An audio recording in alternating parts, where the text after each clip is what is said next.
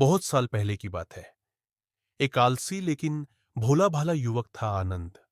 दिन भर कोई काम नहीं करता, बस खाता ही रहता और सोए रहता। घर वालों ने कहा कि चलो जाओ, निकलो घर से। कोई काम धाम करते नहीं हो, बस पड़े रहते हो। वह घर से निकलकर यूं ही भटकते हुए एक आश्रम पहुंचा। वहां उसने देखा कि एक गुरुजी है और उनके शिष्य कोई काम नहीं करते, बस मंदिर की पूजा करते हैं।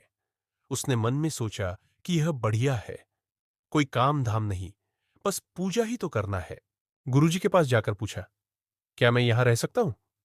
गुरुजी बोले, हाँ हाँ, क्यों नहीं, लेकिन मैं कोई काम नहीं कर सकता हूं। गुरुजी, कोई काम नहीं करना है, बस पूजा करना होगी।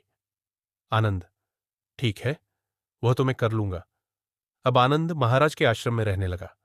ना कोई काम, ना कोई धाम, बस सारा दिन खाते रहो और प्रभु भक्ति में भजन गाते रहो। महीना भर हो गया। फिर एक दिन आई एकादशी। उसने रसोई में जाकर देखा कि खाने की कोई तैयारी नहीं। उसने गुरुजी से पूछा कि आज खाना नहीं बनेगा क्या? गुरुजी ने कहा, नहीं, आज तो एकादशी है, तुम्हारा भी उपवास है। उसने कहा, नहीं, अगर हमने उपवास कर लिया तो कल का दिन ही नहीं देख पाएंगे। हम नहीं कर सकते उपवास, हमें तो भूख लगती है। आपने पहले क्यों नहीं बताया? गुरुजी ने कहा, ठीक है, तुम ना करो उपवास, पर खाना भी तुम्हारे लिए कोई और नहीं बनाएगा, तुम खुद बना लो, मरता क्या ना करता। गया रसोई में। गुरुजी फिर आए। देखो, अगर तुम खाना बना लो तो राम जी को भोग जरूर लगा लेना और नदी के उस पार जाकर बना लो रसोई। ठीक है।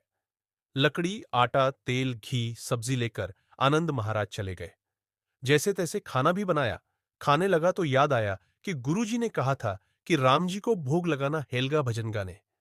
आओ मेरे राम जी, भोग लगाओ जी। प्रभु राम आइए, श्री राम आइए, मेरे भोजन का भोग लगाइए। कोई ना आया तो वह बेचैन हो गया कि यहां तो भूख लग रही है और राम जी आ ही नहीं रहे। भोला मानस जानता नहीं था कि प्रभु साक्षात तो आएंगे नहीं, पर गुरु जी की बात मानना जरूरी है। फिर उसने कहा, देखो प्रभु राम जी, मैं समझ गया कि आप क्यों नहीं आ रहे हैं। मैंने रूखा सूखा बनाया है और आपको बढ़िया माल खाने की आदत है, इसलिए नहीं आ रहे हैं। तो सुनो प्रभु, आज वहां भी कुछ नहीं बना है। सबको एकादशी है, खाना हो तो ये भोग ही खा लो। श्रीराम अपने भक्त की सरलता पर बड़े मुस्कुराए और माता सीता के साथ प्रकट हो गए। भक्त असमंजस में। गुरुजी ने तो कहा था कि राम जी आएंगे, पर यहां तो माता सीता भी आई है और मैंने तो भोजन बस 2 लोगों का बनाया है। चलो कोई बात नहीं, आज इन्हें ही खिला देते हैं। बोला, प्रभु मैं भूखा रह गया, लेकिन मुझे आप दोनों को देखकर बड़ा अच्छा लग रहा है। लेकिन अगली एकादशी पर ऐसा न करना, पहले बता देना कि कितने जन आ रहे हैं, और हां, थोड़ा जल्दी आ जाना। राम जी उसकी बात पर मुस्कुराए, प्रसाद ग्रहण करके चले गए। अगली एकादशी तक यह भोला मानस सब भूल गया। उसे लगा कि प्रभु ऐसे ही आते होंगे और प्रसाद ग्रहण करते होंगे। फिर एकादशी आई। गुरुजी से कहा, मैं चला अपना खाना बनाने, पर गुरुजी थोड़ा ज्यादा अनाज लगेगा, वहां 2 लोग आते हैं। गुरुजी मुस्कुराए, भूख के मारे बावला है।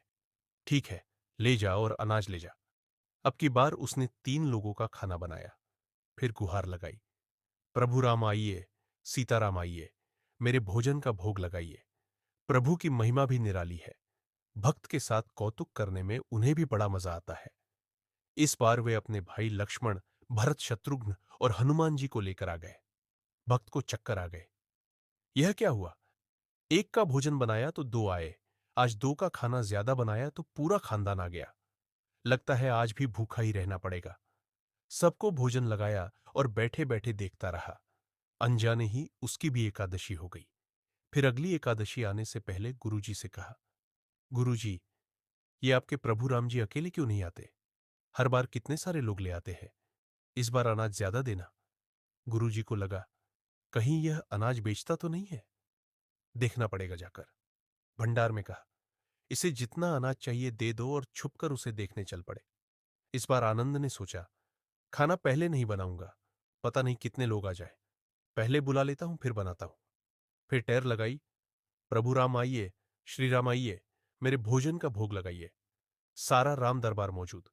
इस बार तो हनुमान जी भी साथ आए।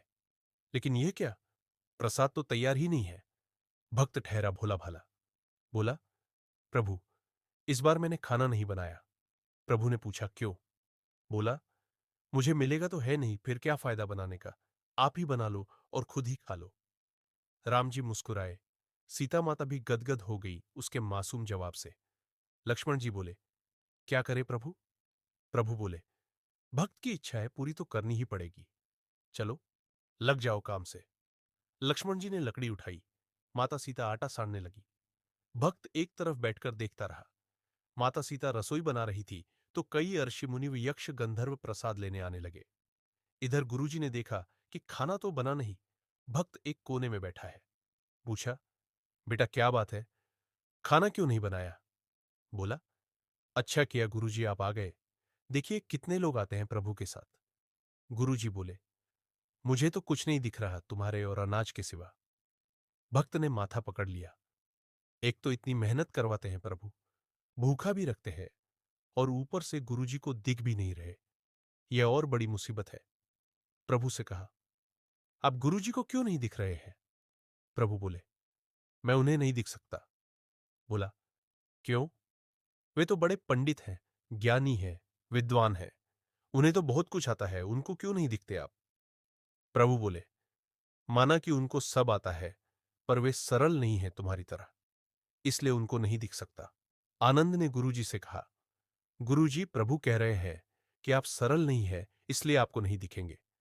गुरुजी रोने और कहने लगे कि वाकई मैंने सब कुछ पाया, पर सरलता नहीं पा सका तुम्हारी तरह, और प्रभु तो मन की सरलता से ही मिलते हैं। प्रभु प्रकट हो गए और गुरुजी को भी दर्शन दिए। इस तरह एक भक्त के कहने पर प्रभु ने रसोई भी बनाई।